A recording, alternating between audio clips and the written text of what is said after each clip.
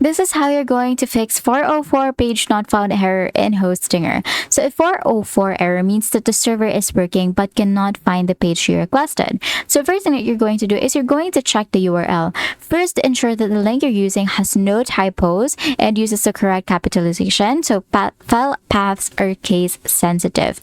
Now, another thing that you can do is to reset permalinks for WordPress. If you're using WordPress, just log into your dashboard, go to settings, and then head over to permalinks. And then after that, you're going to simply click Save Changes, even if you don't change anything. This often rebuilds the rules that links or the link URLs to pages. You can also check htaccess files, so similar to 500 error, a corrupted, incorrect htaccess file can cause 404s. So what you're going to do is you're just going to head over to websites right here at the left side panel from your Hostinger dashboard. And then from here, you're going to head over to File Manager. You're going to rename your htaccess file and to disable it and test your site. If the site works, you're going to replace the file with a clean default version for your platform like WordPress's default one.